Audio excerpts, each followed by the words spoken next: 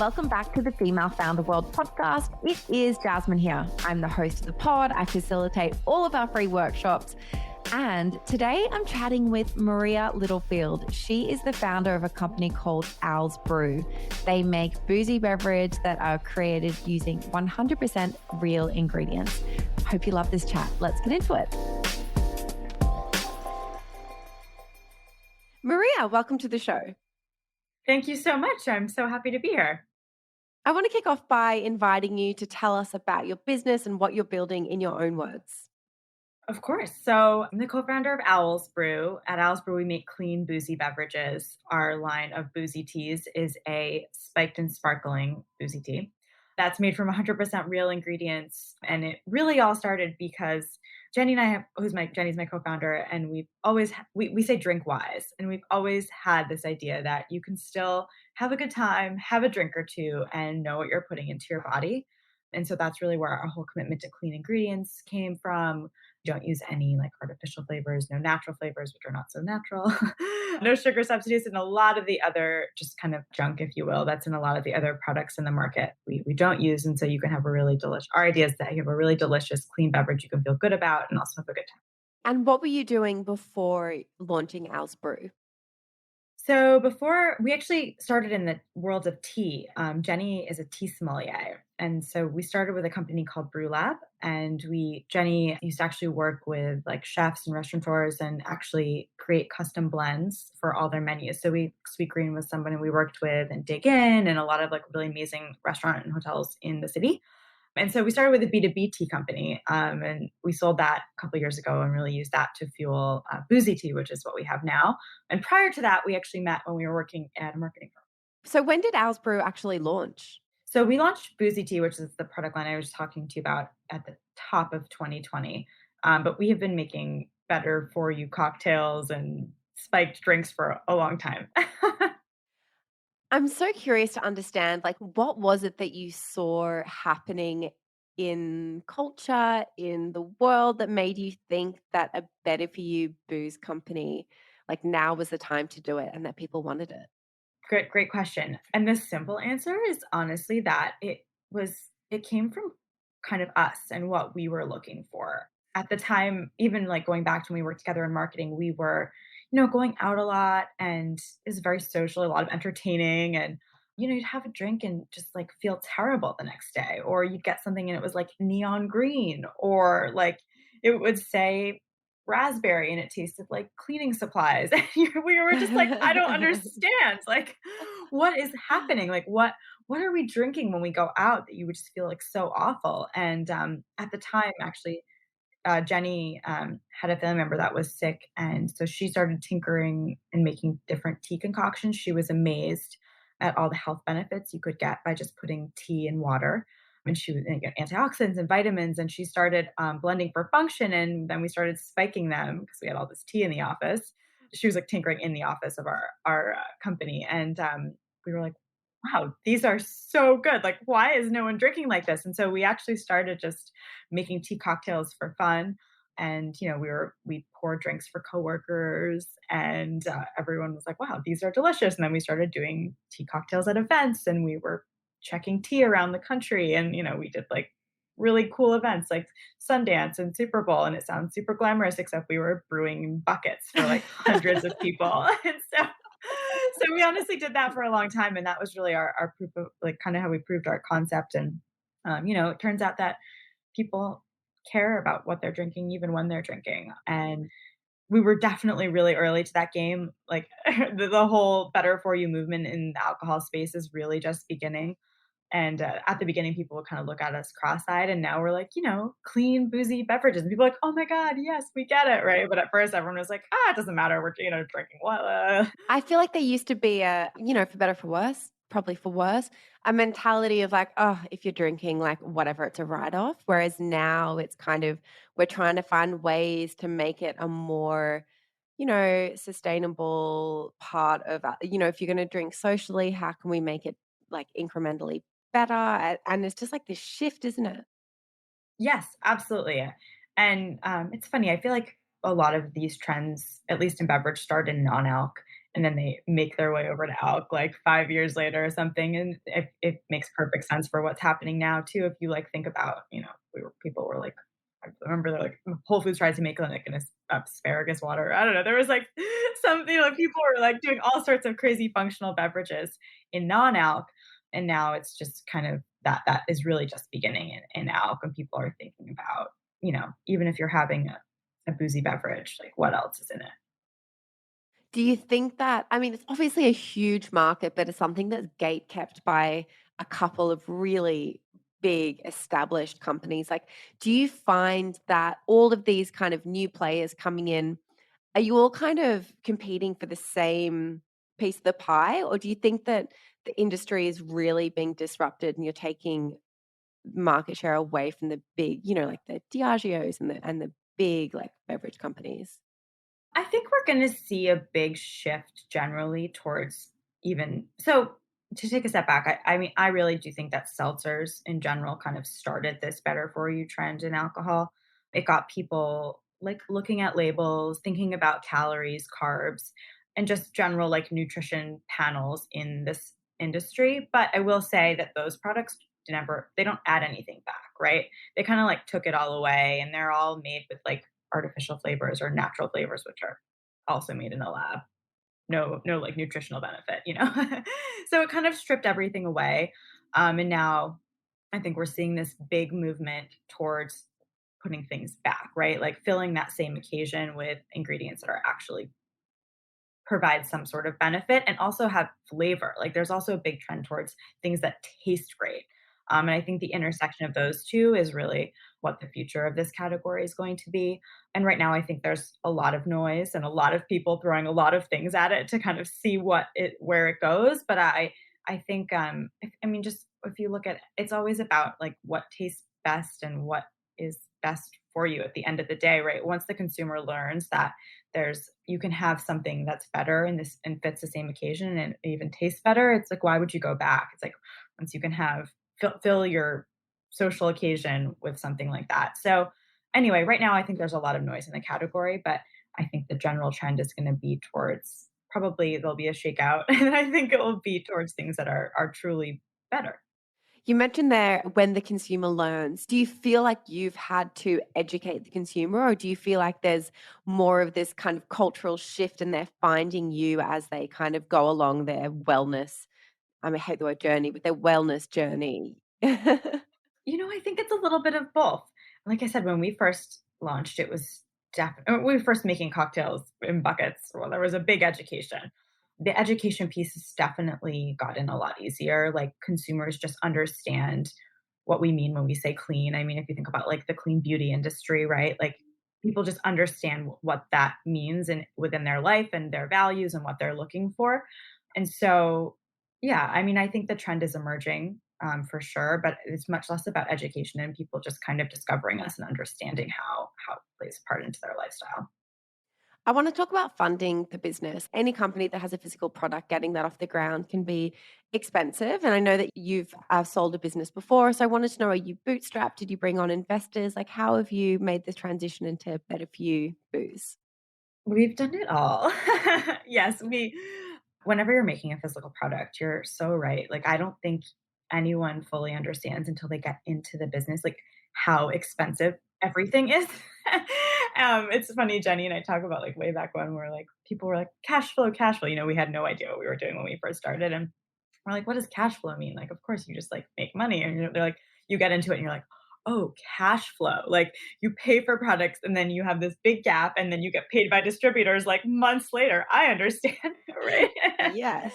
And so, yeah, no, it's that is definitely one of the most challenging things when you have a physical product. And so, yeah, we have done it all. We've bootstrapped. We recently raised a Series A about a year ago, and that's really helped us propel our growth now. Congratulations. Thank you, thank you. But yes, we've done it all. I think it's a journey, and you just kind of get to those next milestones. It is definitely one of the more challenging pieces of building a brand like this.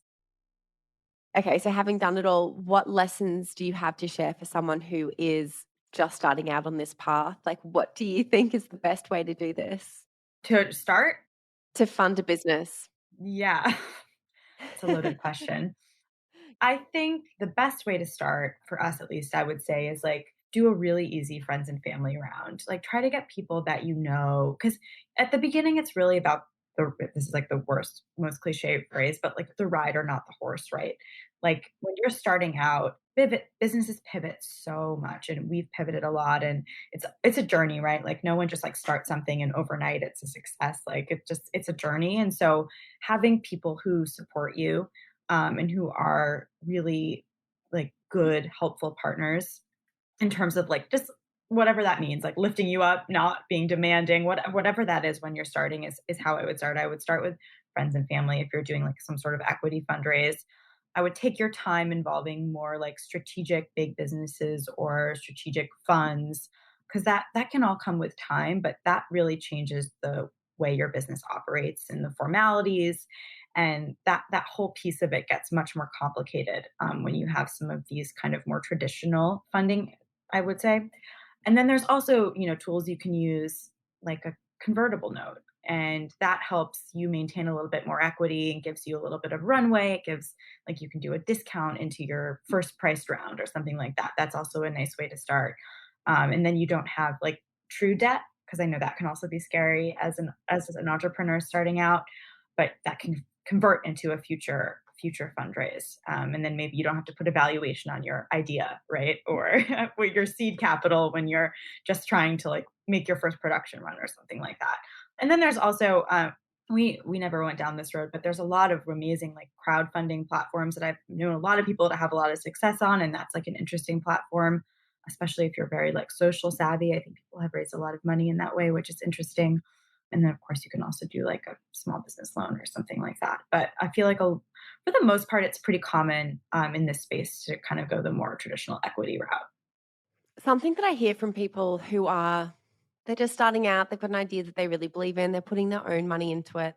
It's something I hear from I think, my network is mostly women in business. So I don't know if men have the same issue, but I definitely think that there seems to be some mental block around asking people to financially back one of their ideas, and especially like friends and family. I think that a lot of women feel responsible for the people around them, and they feel difficult for them to kind of ask for someone to like believe in their idea and back their business financially. Do you have any advice to someone on how to just like get out of their head on that? Yes, two things. Well, I would say, first of all, you just have to go for it. Like, don't be ashamed. Like, people raise money in every industry. It's not like you're asking for like $20 to go to the movies, right? Like, this is potentially an investment opportunity. And I think you have to think about it like that, right? Like, the goal is to build a business, right? And so it should be beneficial for everybody. And I'll also say, like, people say friends and family, but it doesn't literally have to be like your mom and your aunt. Like, like a lot of times friends and family round. It's a network. Yeah, your network. And a lot of times it ends up being like, at least for us, it was like, oh, you start talking about this idea that you have and your business plan and what you're doing. And then it kind of gets, someone's like, oh, I actually know someone who might be interested. And it's like a friend of a friend, or it kind of expands from quite literally your family or your close friends. And so that also helps too, right? Like it's not like they're doing it because they're like your aunt. It's like, they see a big opportunity in what you're doing. I want to switch gears a little bit and talk about marketing and how you have found, those really early customers when you're kind of introducing the Better For You Booze product into the market. What are some of those things that you did in the early days to kind of get your name out there and let people know about what you were creating? The first thing that we did really was events. So our background was in events. And so we did as much kind of sampling and talking to our potential customers or customers at that point, getting feedback as possible. And I think that really helped us frame like what we launched and when. I mean, COVID was really challenging with sampling generally. So that I feel like that strategy for everybody went out the window. But I do think it is so valuable having that interaction with people in your product. So that was a huge thing that we did. And we were still are always happy to support pretty much any type of event. Like the more people that can interact with your product, the better. And then, I mean, we do a lot of other traditional things, right? Like we have PR. I do think in this day and age, especially with all these big businesses that you're talking about, the more that we can kind of just tell our story and where we came from and why we're doing what we're doing can be really impactful and another way to connect with our customer. And, we have social, all that is really great. Like there's so many direct ways to chat with your customer now, even in our business, which really like, it's a lot of like through distributors and alcohol is very kind of regulated. And so social has been another amazing platform, especially during COVID to just like directly interact with people. So I would not underestimate that. Like have conversations in your DMs, find out what they like and why. Find out what they're doing. Pay attention to the stuff you're getting tagged in. Like where are they? How are they using your product? What are the social occasions? What is the lifestyle? Who are they? And that can really help inform kind of everything else that you're doing and putting into the market. Let's talk about distributors for a second because like you just alluded to there, alcohol is one of these industries that is gate kept, like for some good reasons. But what is it like working with a distributor? How do you find a distributor? How big do you have to be to even be able to work with one? Like what is that relationship like for a newer business? Yeah. So just to kind of even take one step back, the distributor, so in alcohol, and we are mostly through the beer channel distributors. Spirits are also a little bit different, but we're almost so basically because of the laws, we can only sell to distributors and the distributors sell to retailers. So we can't do anything direct anywhere. It's called the three-tier system, and that's just how it works. And so it's interesting because it's you really a partnership in this space with your distributor because you can't really have an established business without one. So when you launch with a distributor, you have zero sales in that state before then because that's just you can't. So you really work on building the brand together, which is even very different than like non-alc. A lot of that is completely kind of flipped. Like you have to build a business really, and then at a certain volume, you go to a bigger distributor. But in this industry, you're building together, and so it really is a partnership in that way. And it's of course after you start to grow, you have well this state over here we're doing this, so I think we can do this here. There's you start to get some data from what's happening elsewhere, but when you're starting out, it's really them and like believing in the brand and the category and what you're doing, and them wanting to take a leap of faith with you because then you're going after the business together. How do you actually find a distributor? Are you pitching them in the same way that, for example, you would pitch a stockist? You've got a deck, you find the right contact. Like, is that how it goes? Yeah, usually it's a meeting. You set up some sort of pitch meeting. You talk together. If it's like a mutual interest, then you decide like how that looks together, like what are your expectations for growing the brand. And there not usually, there's always a few different options. So sometimes there's like some bigger, like there's like an Anheuser-Busch network or a Miller Coors network or an independent network. And so you can meet with a few if that's of interest. You can kind of figure out who the best partner is and why. But yeah, no, it's literally just like you would pitch a retailer, which we also work really closely with our retailer partners. But yeah, decks and opportunities and your innovation plans and all that. Yeah. And the last question, Maria, that I ask everyone who comes onto the show is just for a resource. So, something that's kind of helped you along as you've grown the business. It could be a book, it could be a podcast, a community that you're a part of online, something that you recommend other people kind of get into. Yeah. Interesting question. So I guess I have a few thoughts. So the first thing, and this isn't really specific, but the thing that has been so valuable for us is building out our network of mentors and advisors. Really early on, we started bringing on advisors through just like vesting equity grants and, someone who could help us either with like legal or someone who's built a brand from zero to big before, or a founder, or just people who had different expertise in different areas. Because a lot of times, I'm sure in any industry, very much in this industry, when you're building something, sometimes it's like even just understanding like the vernacular and like what people are saying, what they're asking for, and like how certain things work is so complicated, and you can feel like you're reinventing the wheel a lot.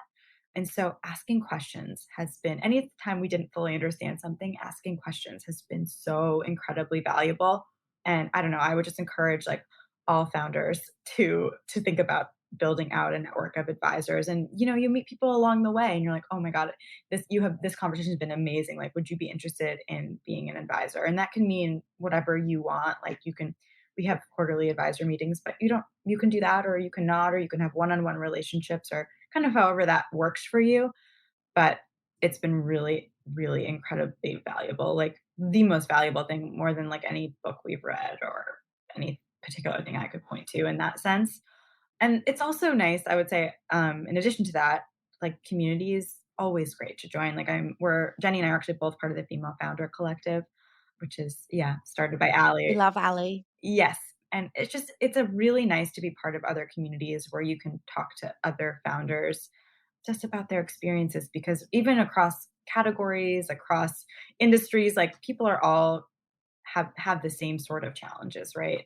And so it's nice just to be able to either like be like have have a vent session with them, or share your excitement, or how did you do this, or No, absolutely. There's nothing like learning from people who are doing it at the same yes, time. I was like, it's a very unique experience, I think, building especially consumer product business these days. And so having just other people doing it can also be like incredibly helpful. Well, Maria, thank you so much for coming on the show and for telling us all about Owl's Brew. It was awesome to hear about your story. And thanks for being so generous with all of your advice. Oh, no, my pleasure. It was so nice to chat with you. Hey, did you guys love that? If you did, please drop us a 5-star review wherever you listen to podcasts. Chat to you later.